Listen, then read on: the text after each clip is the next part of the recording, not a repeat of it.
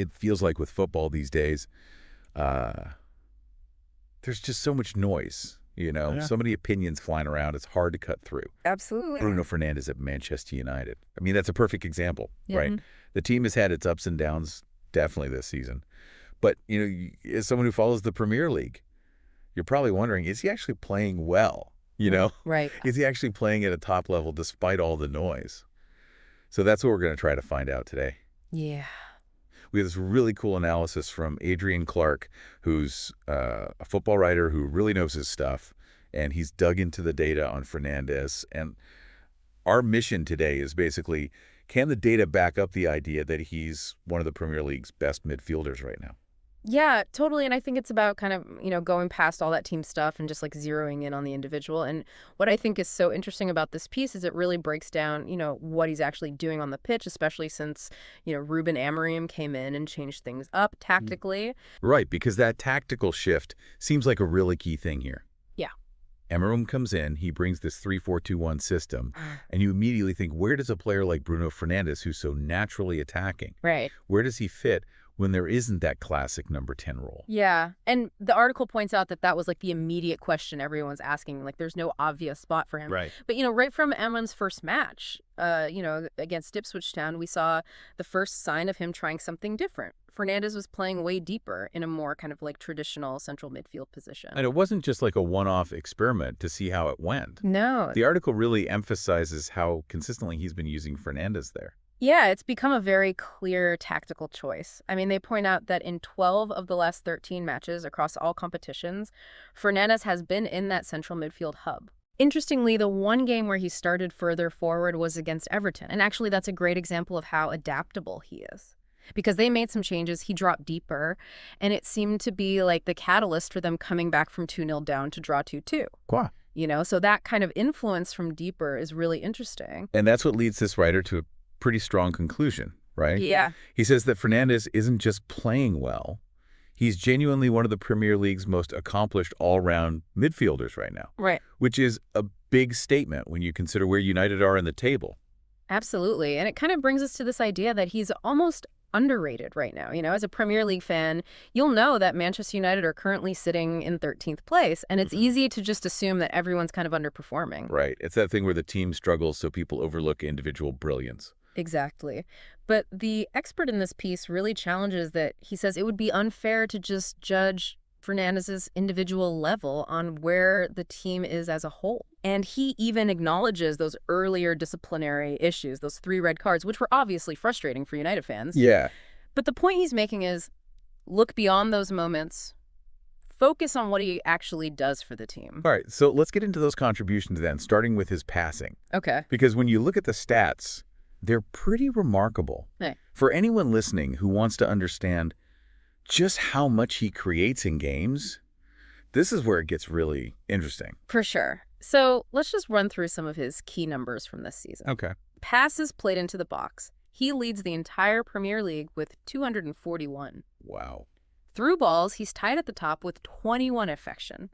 Successful passes in the final third, he's second with 469. It's crazy. Chances created second again with 66 assists, second with 9. Wow. And even when you break it down to things like chances created from open play, he's 4th with 45. Big chances created, he's 5th with 12. So it's not just like he's good in one area. He's consistently right at the top of every creative category. Right. What this tells me is he's not just a playmaker, he's a volume creator. He's creating loads of chances and high-quality chances as well, which is really rare and valuable. Totally. And what's so fascinating is it's not just about his attacking play. The piece then moves on to talk about how hardworking he is off the ball, which is something that might surprise people who only focus on his, attacking contributions. Yeah, I think sometimes his demeanor on the pitch, that kind of visible frustration can overshadow the amount of work he actually puts in. Yeah. So what do the numbers tell us about his defensive side? Okay, so when it comes to pressures in that middle third of the pitch, Fernandes is in a league of his own. Right. He's made 599 pressures, which is way more than anyone else. The next highest is something like 475, so he's miles ahead. Right. He's also third in the league for possession won with 161 and tied for 6th for pressures won in that middle third with 80. So the data really challenges that perception of him as just an attacking midfielder. Right. He's doing so much defensive work as well. And in that crucial central area, the expert even says he's a better ball winner than he gets credit for. Yeah, it's a really interesting insight. And then on top of all that, he's also having a really good season in terms of goal scoring. Yeah. It's actually looking like his best scoring season since the 2020-2021 season. Yeah, he's got 16 goals in all competitions, which is amazing for a midfielder. And his form in the Premier League recently has been really noticeable. Yeah. 3 goals in his last 4 appearances, and they've all been from outside the box. Exactly. Those free kicks against Everton and Arsenal and that great goal against Leicester. It just shows you how many different ways he can score. And it really links back to that tactical shift, doesn't it? Playing deeper in midfield seemed to have allowed him to do even more. Yeah, I think so. By being in that central position, he can really control the tempo of the game much more than when he was always relying on the ball coming to him higher up the pitch. The article makes the point that it means he's more involved in building attacks, but also in stopping counterattacks. Right. And his energy and aggression makes him a good partner for those more defensive midfielders like Casemiro or Ugarte. Yeah, absolutely. And his ability to play those accurate passes forward from deeper positions is so important for stretching the opposition's defense. Right. The piece even uses that through ball he played to Hodgland against Leicester as a perfect example of his vision and execution from that deeper role. Right. And there's even a visual in the article that shows how his position has changed, showing heat maps from earlier in his career compared to now, and you can see how he's moved further back. Now let's zoom out a bit Yeah. and look at his overall impact since he joined the Premier League, because the article goes on to compare him to some of the greats in terms of creating chances. Yeah, this is where his case for being considered one of the best Premier League midfielders really starts to get serious. The analysis says that over the last 22 years, Fernandes is the 6th most productive player in the entire league when it comes to creating chances that lead to shots on goal. That's incredible. And when you look at his average number of chances created per 90 minutes,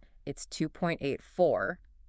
And get this, the players ahead of him on that list are Kevin De Bruyne, Mesut Ozil, David Silva, Ryan Giggs, and Cesc Fabregas. Wow, those are some of the best Premier League midfielders ever. Right. They were all known for their amazing creativity. Right. So for Fernandes to be up there with them shows you just how consistently creative he is. For sure. And when you consider how much they paid for him, around £67 million back in January 2020, it looks like a really good deal. Yeah, the expert even says it was money well spent. And then you add in his availability. He's played 187 Premier League games since joining United. Yeah. Only James Tarkowski has played more in that time. So you can see how important he is to them. He's always there. Yeah, his consistency is remarkable. And of course, that leads to goals and assists. But what are his numbers like? Since joining the league, he's got 62 goals and 50 assists. So 112 goal involvements in total. Only Mohamed Salah and Son Heung-min have been involved in more Premier League goals in that same time period. It's amazing. It just goes to show that he's not just creating chances, he's consistently producing goals as well. Right, but it's not just the goals and assists, is it? No. The underlying numbers about his creativity are really interesting. Let's talk about expected assists, or XA in key passes. Okay, so this is where Fernandes really stands out since he came into the Premier League. He leads the entire division for expected assists with 45.42. Okay. Just to explain expected assists, it basically measures how likely a pass is to lead to a goal. Right. And to put that number into context, the next highest Manchester United player is Marcus Rashford with 13.97. So there's a huge gap. It's massive, and it shows you how much they rely on him to create chances. Right. He's carrying a lot of the creative burden for Manchester United. Yeah. The number of chances he creates is incredible. Yeah, it's relentless. He's created a massive 513 chances since January 2020, which is 97 more than Kevin De Bruyne in second place. Wow. That kind of sustained creativity is what you see from the very best attacking midfielders. It's funny how the narrative around him has changed, because the article talks about how he was criticized for his form and even his captaincy, especially after those red cards. Yeah, there were definitely questions about whether he was consistent enough and whether he was the right captain. But this piece talks about his performances since then as a real revelation. They say he's responded to those criticisms by really stepping up and leading by example. And with that tough match against Nottingham Forest coming up, The expert says that having Fernandes in the team always gives Manchester United a chance, especially against teams who defend deep. Makes you think, doesn't it? Where would they be without him? It's a great question for listeners to think about. When you see those numbers, where would Manchester United be without Bruno Fernandes this season and in the last 5 years? Yeah, that's a good point. So to wrap up this deep dive, Yeah. I think the evidence we've seen from this article really suggests that Bruno Fernandes hasn't just adapted to that deeper midfield role. He's thriving in it. Yeah. He's one of the most creative players in the Premier League. His defensive work rate is really underrated, and he's consistently played at a high level since he joined United. For sure. I totally agree. All that puts him right up there when we're talking about the best creators the league has ever seen. Absolutely. And while winning trophies as a team is definitely a big part of how we judge players, Yeah. I think the individual brilliance and those impressive stats that Fernandes has show us just how good he is. Right, and how valuable he is to Manchester United. Yeah. Yes. It leaves us with something interesting to think about, doesn't it? When we're talking about midfielders in the modern game, what does greatness actually mean? How much should we focus on individual performance versus what the team achieves as a whole?